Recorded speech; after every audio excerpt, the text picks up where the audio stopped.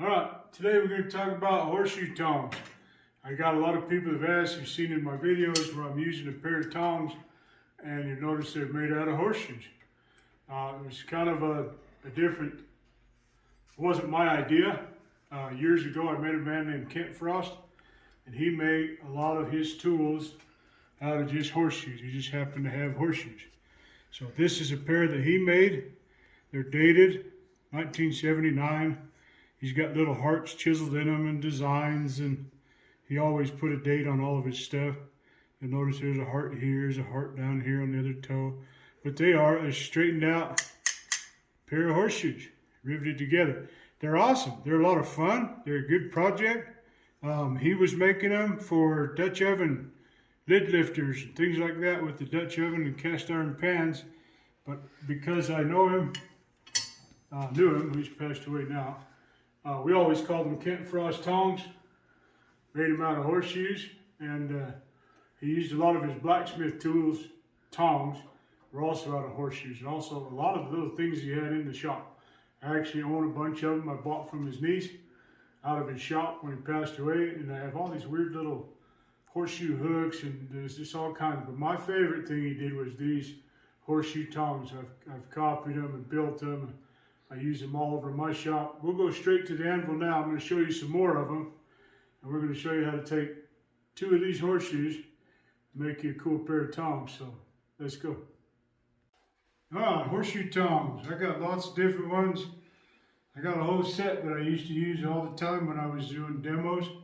I would take my portable demo forge and all my tools were these horseshoes. And I got more compliments on my tongs and these horseshoes than I did on most stuff I was doing. I've made all different kinds. This one, if you see the inside of the jaws, it's kind of that wolf jaw type. I can hold something at an angle and get a grip on it. It also has a straight grip inside of it. Okay, if you've made some tongs, you'll know that by heating up this end and hammering it over whatever you want to hold, it'll make that grip. So I got ones like that. I got ones that help me with the scrolling. These are the ones you see me using in the videos, just kind of a pair of pickup tongs, just for grabbing stuff in and out of the forge. These ones are kind of like for the Dutch ovens.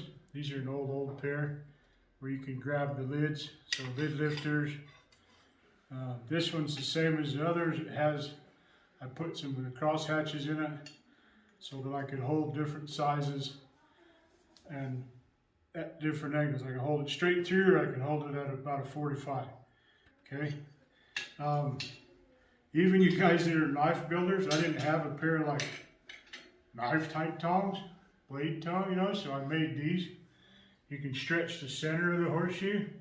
You'll see this is one pair of shoes, but I got a lot of length out of it.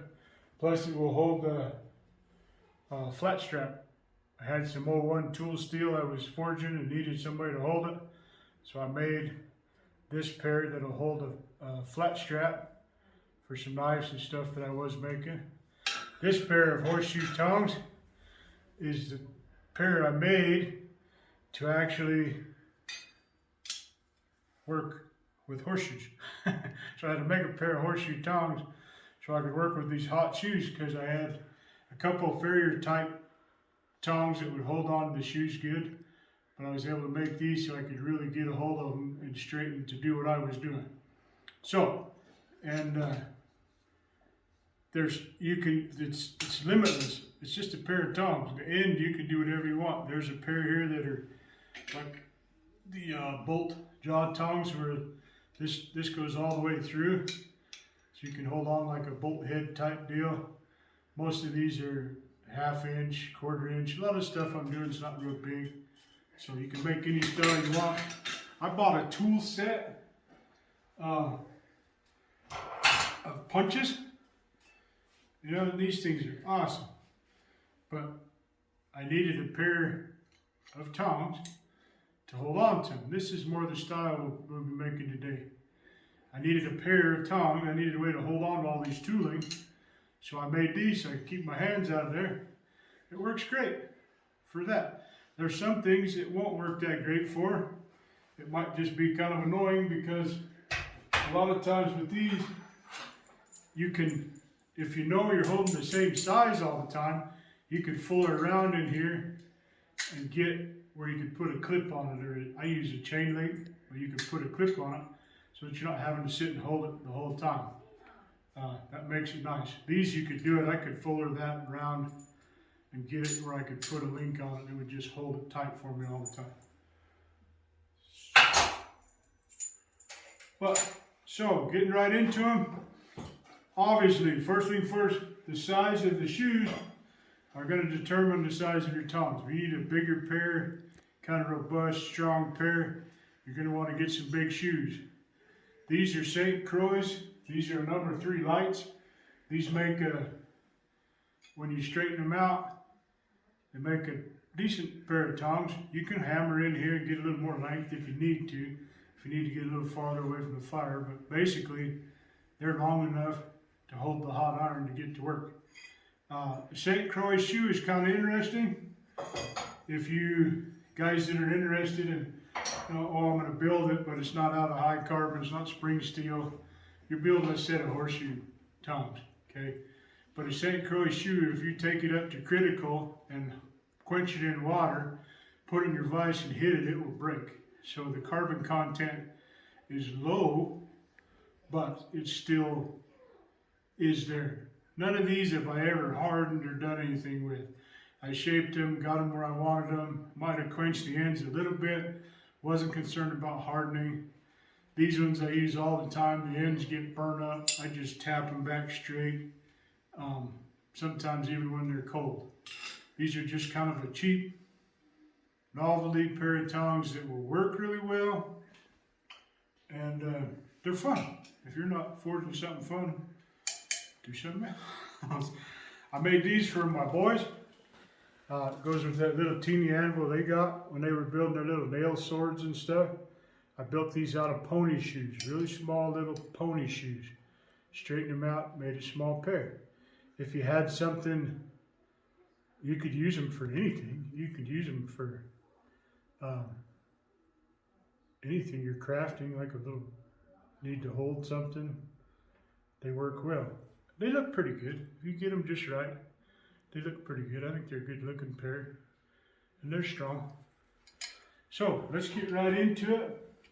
We're going to first off start out with straightening out a pair of shoes. Then we'll go into where we're going to twist it. And we'll make us a pair of tongs. So let's go. Okay, so just start straightening them out. Finding somewhere to hook it. Get it on there. You're going to have to straighten it. It's going to want to twist, so you're going to have to find you a spot it'll fit.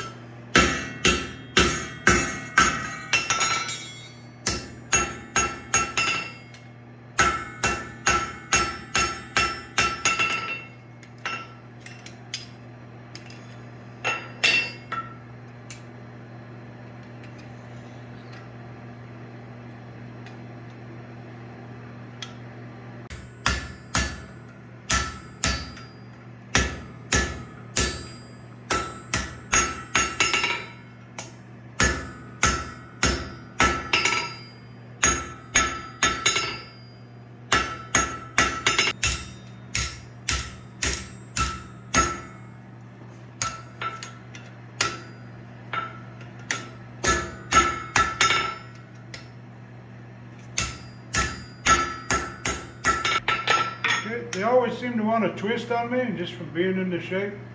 So I just straighten them out on the vise. Grab onto them. You just kind of like the shape they were in. So get a hold of them. And once you got them hot, they're pretty soft. It's not a big, it's a mild steel.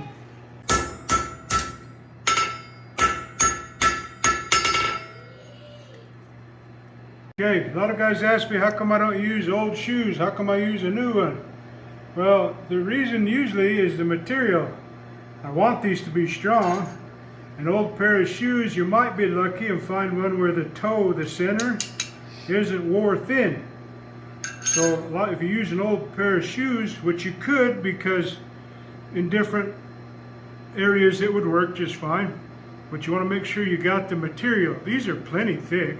These are a little over 1/4, and they're over 1/2 inch wide. It's a nice deal. So get them straightened out.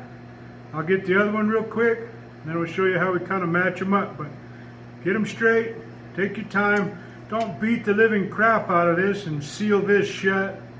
You know, you kind of, if you're going to do all that, you might as well not do it out of a horseshoe. You want this to stay at least a little bit. So there you go. Okay, so we got this pair straightened out. I got them cooled off so I can touch them for the video. A lot of times it doesn't matter, but I guess it's just my own.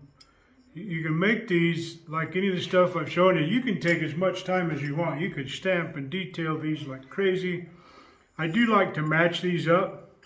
You'll see that this is the front part of the shoe. This is the front. You see how these taper down. I match them up because we're going to take them and put them together like this. And now we're going to be able to twist them. This is your handle, right? So we're going to take them and heat this up. We're going to put a twist here and just turn it, 1/4 turn, just boop. And this will be your handle. So I like these to match, even though it doesn't matter. If you know what you're going to need lengthwise, you can also now take and use all this material in here and stretch these like I did the knife ones if you need it longer. Most of the time I don't. But if you do, now's the time to stretch this. If you know what kind of an end you want on here, say you wanted to make some scrolling tongs or different things, now would be a good time while they're apart, is actually to work on these ends if you had a different design. These ones are just tapered, you know, down to kind of a rough point just for grabbing stuff. But now would be the time where you could do that. You can do a little bit of it while they're together, but you don't need to. So let's heat this up. Let's make a twist for our handle side.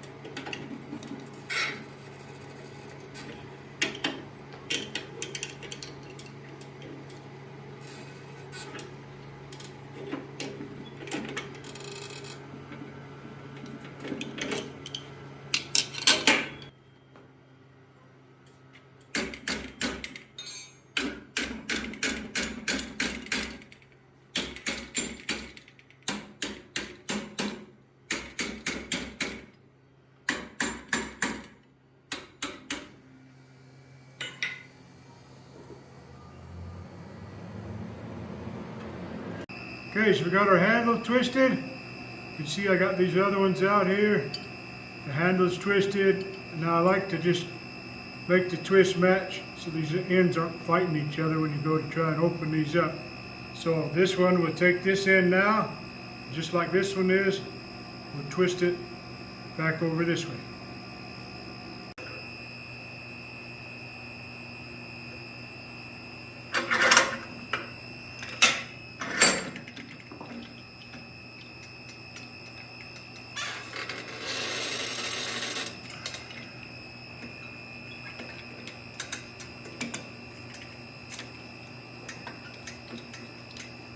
Horseshoes are kind of funny. They kind of try and get back to their original shape. So you kind of have to tweak them and bend them a little past and hold it. And you can come back in and, like a tuning fork, kind of straighten them back out.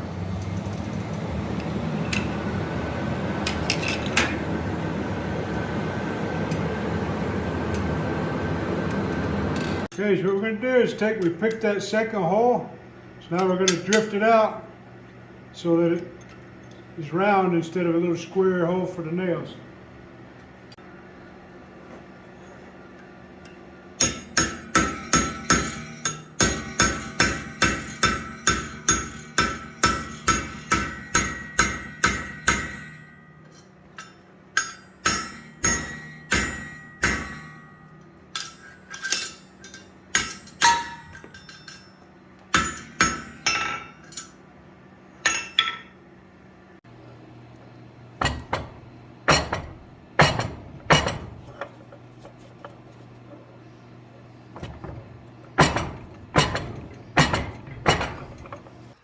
Okay, so we got it set, and they're funny rivets, okay? This line that's in here makes that rivet stop, which is kind of nice because it'll go and stop at a point. So they don't open very far. You have to, while it's hot, kind of spread them to where you want them, stop them, close them. Where you want them, close them. Okay, otherwise they won't open.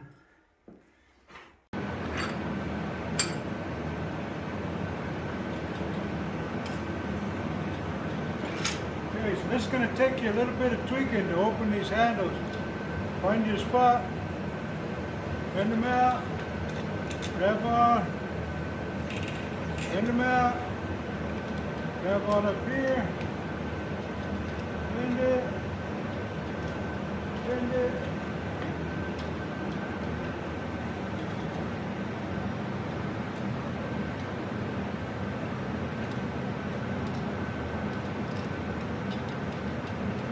You're gonna have to just tweak these till you find the spot you want them to be.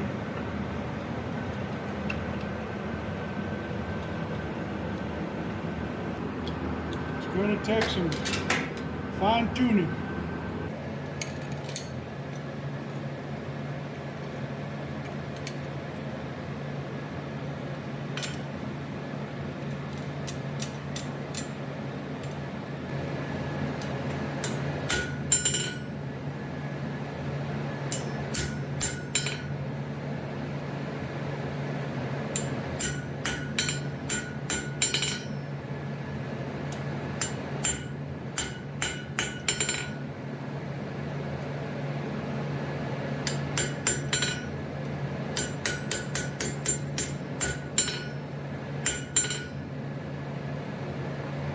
That's it.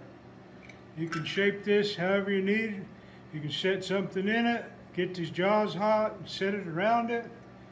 You can really play with them, make them as nice and as you want, or just make a good functional pair.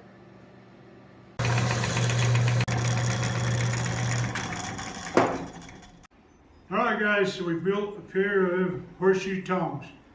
They are a little crude. Sometimes that's what's kind of fun about them. Like in my videos, guys, we're trying to just show you how to get it done.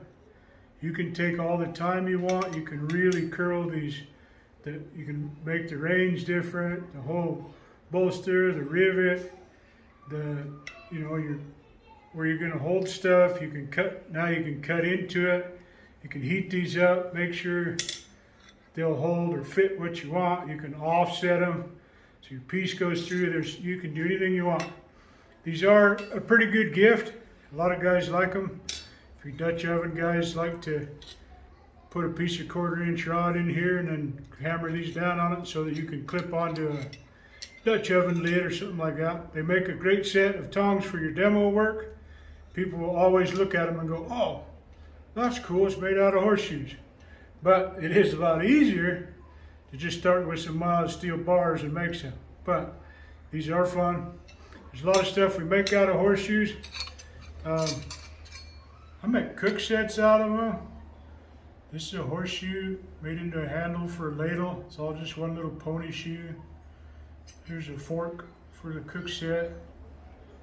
Here's another handle that will get a small spatula or spoon on it. They can be fun. People like the novelty of them going, oh wow, that was a horseshoe to begin with, and now it's a pair of tongs. The rivet, I was explaining the rivet on them, these only open a little bit. When it's hot, it'll set like a triangle in the rivet because of this line. So remember, when it's hot, you need to open it as far as you're going to want it to open. Because it'll close, but it'll only open as far as you create the notch by pulling it when it's hot. Which sometimes is kind of nice. They don't flop down any farther than that. No matter what this one I set it a long ways. So you have to kind of set the rivet in it because of that groove. But it makes it nice when you're just picking up stuff or going to grab on. It doesn't just spin all the way out. So it actually is kind of handy. So hopefully you enjoyed it. Hopefully you get a chance to make a pair. Hopefully the information in the videos earned your subscription. We enjoy making the videos for you guys, and hope you get out in your shop and get a chance to try these. For something fun, turn your imagination on, turn a pair of horseshoes into a good pair of tongs for your fireplace, for your workshop, or your tongs for your blacksmith shop. I have like the ones we showed you. I got a whole set of them. I use them all the time. Lots of fun. Good project. So, till the next one, let's go.